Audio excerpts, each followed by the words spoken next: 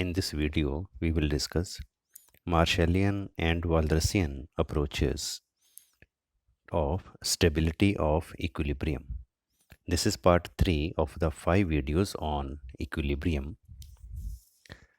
Part 1 is related with concept, stability, existence and uniqueness of equilibrium.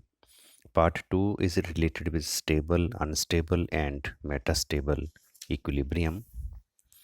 Static, comparative static and dynamic equilibrium are explained in part 4, and part 5 is related with partial and general equilibrium.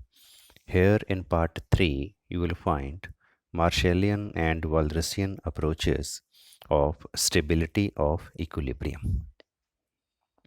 Alfred Marshall's book Principles of Economics 1890 was the dominant economics textbook in England for many years. It brings the ideas of supply and demand, marginal utility, and costs of production into a coherent whole. He is known as one of the founders of New Classical Economics.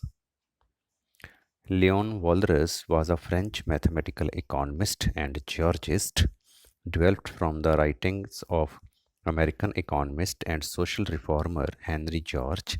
The Georgist paradigm, a typical example or pattern of something, seeks solutions to social and ecological problems based on principles of land rights and public finance, which attempt to integrate economic efficiency with social justice. Walras formulated the marginal theory of value and pioneered the development of general equilibrium theory.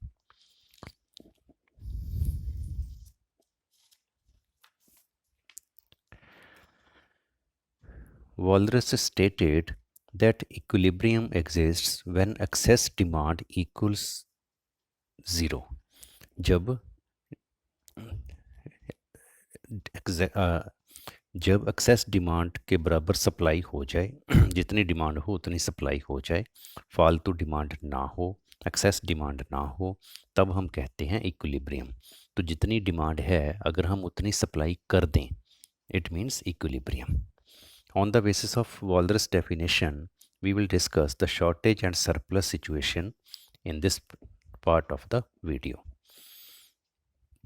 Marshall defined equilibrium where demand equals to supply, that is, at a point of intersection of demand and supply. In discussing the stability of equilibrium, Marshall viewed, ये Marshall का view है, demand price as the maximum price at which certain commodity could be sold and supply price as the minimum price at which that certain commodity would be offered for sale. तो एक consumer maximum किसी चीज़ की कितनी price देने को तैयार है, तो कंज्यूमर के एंगल से ये मैक्सिमम प्राइस है जो डिमांड प्राइस है, और एक सेलर, एक प्रोड्यूसर अपनी चीज़ को मिनिमम कितनी प्राइस में सेल करने के लिए रेडी है, that is the supply price. तो डिमांड प्राइस मैक्सिमम प्राइस है, सप्लाई प्राइस मिनिमम प्राइस है. ये याद रखना है, मार्शल का विचार है ये. In case of usual slope demand curve negative and supply curve positive जैसे आम होती हैं, डिमांड कर्व नेगेटिव स्लोप होती है, सप्लाई कर्व पॉजिटिव स्लोप होती है, that is stable equilibrium. This difference of opinion does not matter. तो इसमें कोई डिफरेंस नहीं है ओपिनियन में, वाल्डर्स और मार्शल में. जैसे हमने पहले स्टडी किया था वीडियो के फर्स्ट पार्ट में, ये डायग्राम बनाई थी. तो डिमांड कर्व नेगेटिव स्लोप है, सप्लाई कर्व पॉजिटिव स्लोप है. अगर डिमांड कर्व नेगेटिव स्लोप हो, सप्लाई कर्व पॉजिटिव स्लोप हो, जैसे आम होता है, तो इस डायग्राम के बेस पर, इस कंडीशन के बेस पर, कंडीशन कौन सी कि demand curve negative slope and supply curve positive slope, तो मार्शल एंड वॉल्डर्स के विचार डिफरेंट नहीं हैं स्टेबिलिटी को लेकर, सिमिलर हैं. But if it matters when both demand and supply curves are negatively sloped. पर जब दोनों नेगेटिवली स्लोप्ड हों, जैसे हमने अभी एक्सप्लेन किया था अपने वीडियो के सेकंड पार्ट में, कि जब दोनों नेगेटिवली स्लोप्ड हों फिर दोनों के विचार डिफरेंट हैं. तो दोनों में क्या फ़र्क है, क्या डिफरेंस है, वो हम अब डिस्कस करेंगे. इसको हम अलग से डायग्राम बना के यहाँ पे समझते हैं। आप भी डायग्राम साथ साथ बनाइए ताकि आपको भी सारा क्लियर पता चल जाए, डायग्राम बनानी आ जाए। For example, one side we are taking quantity on the horizontal axis, vertical axis price of x. Suppose this is the supply curve Sx, and suppose this is the demand curve dx. अब ये दोनों ही negatively sloped हैं और supply curve की जो slope है वो कम है डिमांड कर्व से। ये स्लोप किसकी कम है किसकी ज़्यादा है ये भी मैंने बताया है सेकंड पार्ट में डायग्राम के, वो वीडियो के सेकंड पार्ट में। तो यहाँ पे अगर हम देखें, equilibrium is at this point, suppose E1, this is the point of equilibrium, and this is equilibrium quantity X1, this is the equilibrium price P1। तो इक्विलिब्रियम के ऊपर तो कोई प्रॉब्लम नहीं है, बट अगर हम इस प्राइस पर देखें, suppose at price P2,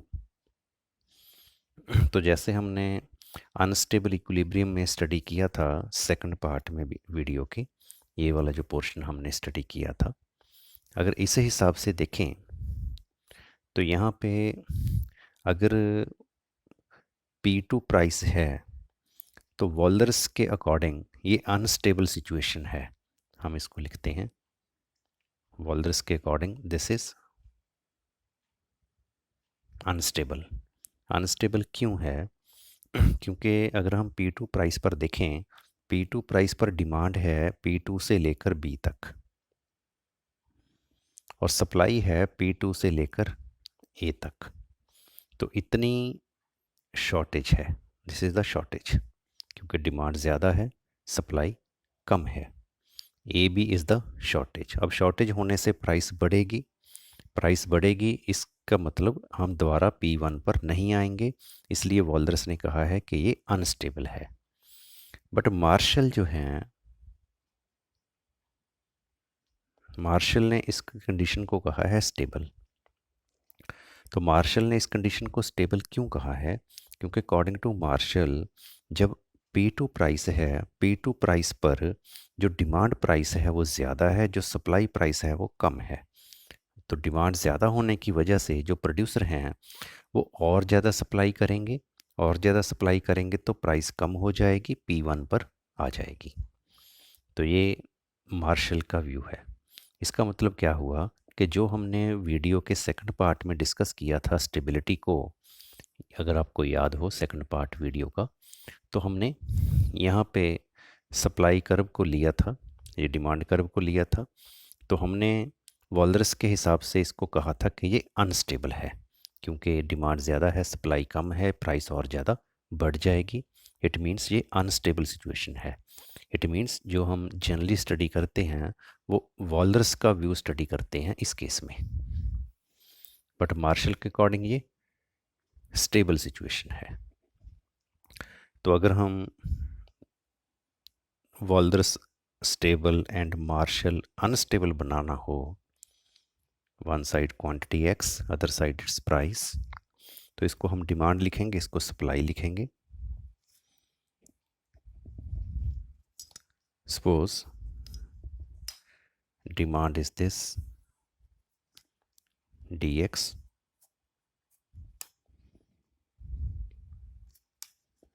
and this is suppose supply Sx। तो अब अगर हम देखें इस केस में, this is the equilibrium, no issue, this is the equilibrium price, suppose P1, and this is the equilibrium quantity, suppose X1।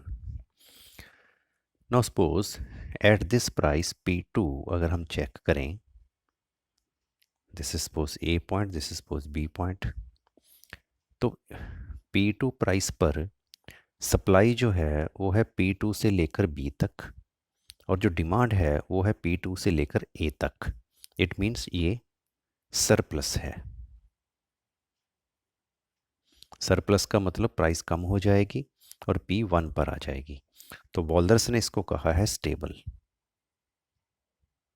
Wolders के according ये stable है, बट मार्शल के अकॉर्डिंग ये अनस्टेबल है। क्यों?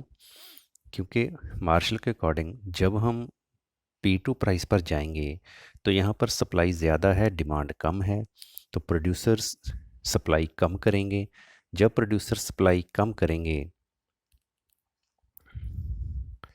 तो उसमें प्राइस बढ़ जाएगी, प्राइस बढ़ जाएगी तो और ऊपर चली जाएगी, इसलिए ये अनस्टेबल है।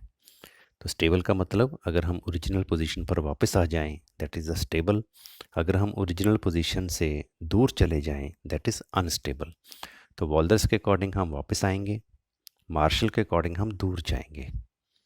तो ये दोनों में अपनी अपनी अप्रोच दी है, अपनी अपनी कॉन्ट्राडिक्शंस दी हैं मार्शल ने और वॉल्डर्स ने।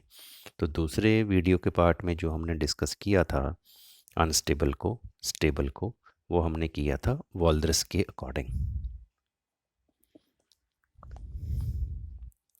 So this was about the Marshallian and Walrasian approaches about stability. For concept stability, existence, and uniqueness of equilibrium, for stable, unstable, and metastable equilibrium, for static, comparative static, and dynamic equilibrium, and for partial and general equilibrium, must watch all the 5 parts of this video. Thank you. Thanks for watching this video.